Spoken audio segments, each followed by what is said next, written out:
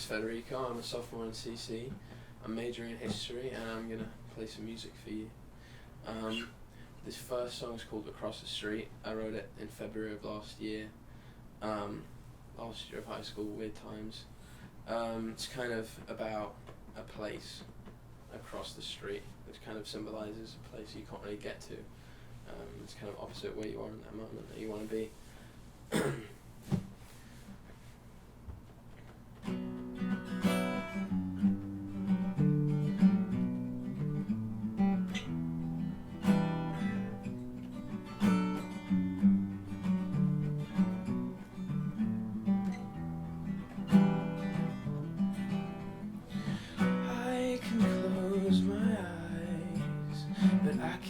Fall asleep, kept up by the promises you never made to me. Feels like I'm hallucinating when I go to bed. I see you in my room, just a ghost inside my head. And I just wanna live in the house across the street, where the checkered lights and the flickering windows put everyone to sleep. I'll take the train and I'll get there in the morning. No one has to know, no one has to hear our warning.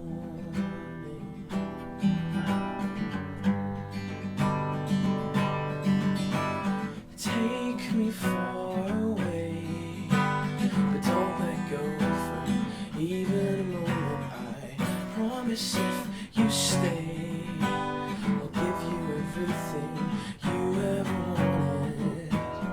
Fireworks inside my lungs, and gold crimson spirals of light come to me to save our souls, if only for tonight.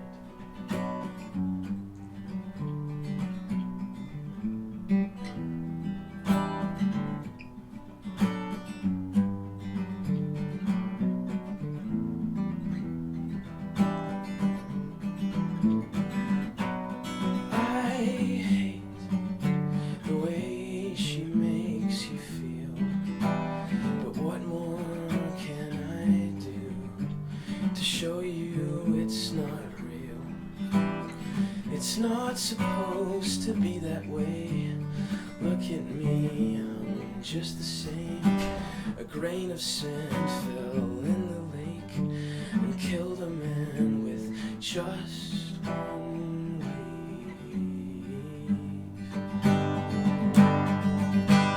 Take me far away, but don't let go for even a moment. I promise if you stay, I'll give you everything you ever wanted. Fireworks inside my lungs, and gold crimson spirals of light come to me to save our souls, if only for there's nobody here to kill this part of me. Guess I gotta do it myself. The half that's left, still more or less, belongs to someone else. Dry replies and lazy smiles can get you just as far as lying to yourself about where you parked your car. But I don't wanna do this to you. This is just pretend, just a way to deal with when good things come to an end. I'll cross the street one more time. Maybe when I reach the other side, I'll know why. Can you tell us a little bit about your musical inspirations? Sure. kind of evolved over time. I have kind of my main trinity of like musicians or bands or whatever. There's a guitarist called John Frusciante who plays for the Red Hot Chili Peppers, but he's released a lot of solo albums, and the thing I kind of can connect the most with his music about is it often comes from like, well, it feels as if it comes from his subconscious, both the lyrics and the music, which sometimes means that the lyrics sound like they don't mean anything, but at the same time they mean something a lot more intricate than if you've just written a couple of lines. When you think about it a lot, I feel like when you force out music, it gets pretty stale. And then Elliott Smith is a big one. I think playing and learning his songs has kind of changed completely how I play the acoustic guitar. I played the electric guitar for years before, and then I thought I'd buy an acoustic to start listening to Elliott Smith, and just the finger style, and also the way he writes lyrics and the way he sings. I wasn't very confident about singing.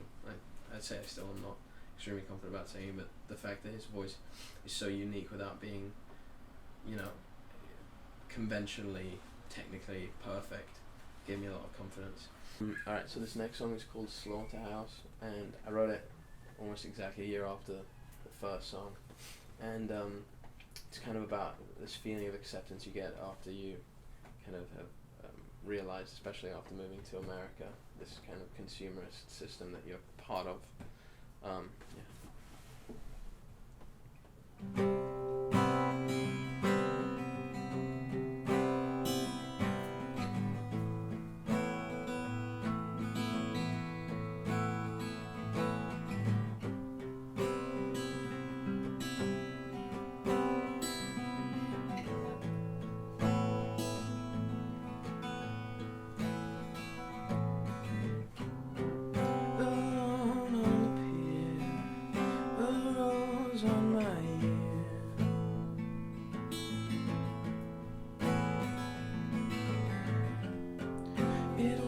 As it breathes,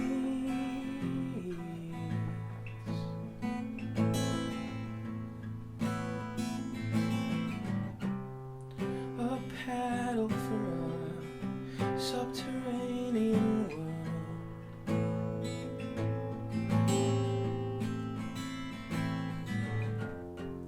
That no one believes in.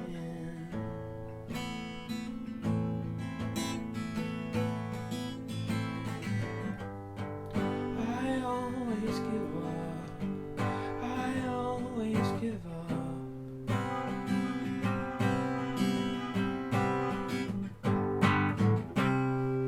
The last through the door didn't want me at all.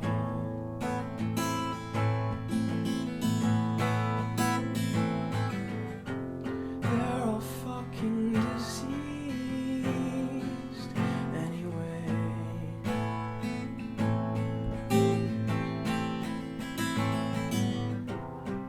And the poster that hangs from the wall at the bank,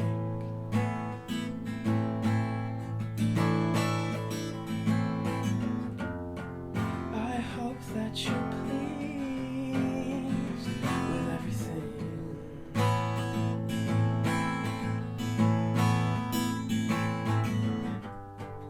I always give up. I always give up.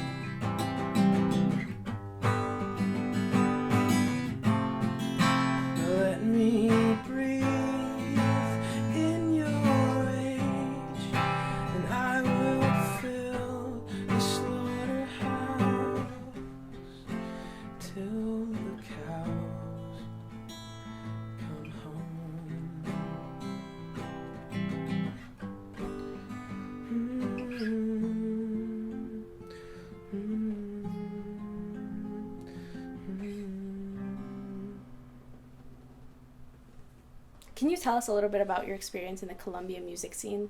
Sure. When I got here, I really wanted to meet as many people as I could to play music with, and there was this open mic during NSOP that I went to, which was really fun. But for a while, I couldn't really figure out really where to latch onto, and I think it was in November. I was like playing outside for some reason, even though it was freezing, and someone came up to me, and I was playing under a really nice tree, so they'd taken a photo of this tree and were like, "Hey, you're in this photo. Is it okay if I took this photo?" And I was like, "Sure." They're like, "Do you write music?" I said, "Yeah." And they told me about this songwriting circle that happened every Monday, and they were like, "That's going on in an hour." And I was like, "Okay." And so I went up there and I met all these nice people, and it turned out it was part of Music Industry Club, which is a pretty new club relatively. It's only 2 years old, and there I just met so many cool people that I could, just play with or talk to them about music, and yeah. Well, now I'm on the showcase committee, which we try to run showcases for musicians on campus. But I'm just very happy that I've found people there to play music with, who have a similar passion for it as I do. Can you tell us about your songwriting process? Sure, it's pretty random, I would say. It kind of just, as I said, I never try to force anything out. So if when I have time when I'm done with work or something, I'll normally just sit in my room and play the guitar, and I don't sit down thinking I'm going to write something. You just kind of, I honestly think that things fall out of the sky sometimes, and you just put your finger somewhere on the guitar and suddenly you have an idea. And then I always write music first and then lyrics, and when I write lyrics, that honestly, I couldn't tell you where certain lines came from. They just kind of appear out of thin air, and that's kind of the whole thing about the subconscious. I do think they come from somewhere close to there, and I aim to get closer and closer to that, because I think that's the truest sentiment of what I'm trying to get across. And I wrote for a long time about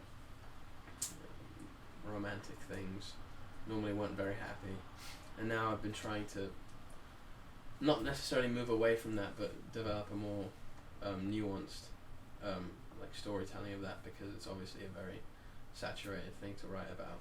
So I kind of try and write about whatever's on my mind, and a lot of times my music predicts what I'm feeling before I even feel it, which is great. This song is called Killing Seconds, and it's about not being able to sleep because you're scared that someone you love could get hurt.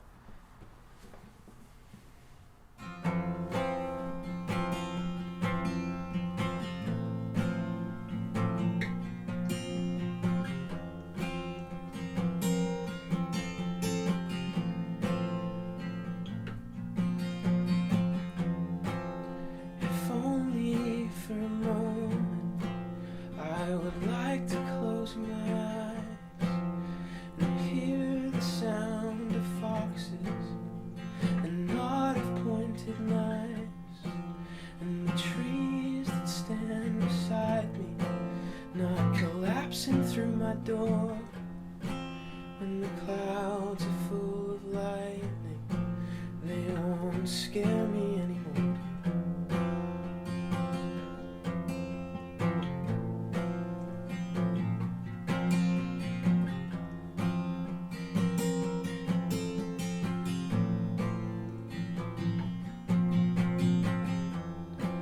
But it's no use killing seconds that could never do me wrong, just to cut out in between time until consciousness is gone. The propulsion in my chest spreading out against the walls.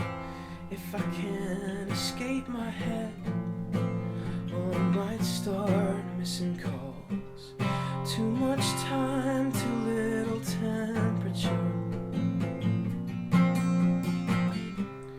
freezing slowly here alone. Shutter speed and change the aperture. Microphone.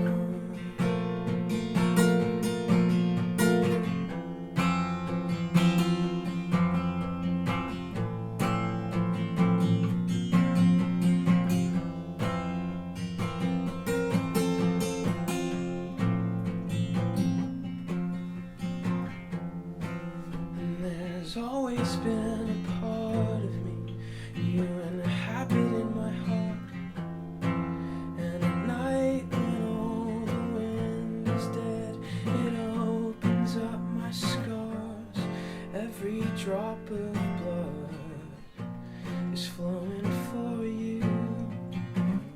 I just wish I could know why. They say that love should lift you, and it always does. But my receptacle is full when you cry.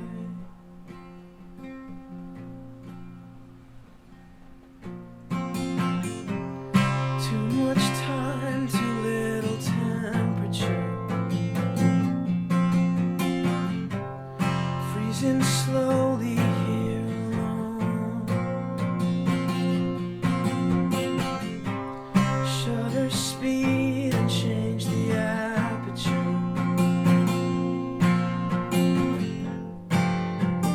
Microphone. Is there anything else you want to say? Just listen to music. It's good, and it's good for you. I think it's good for mental health to listen to music that means something to you.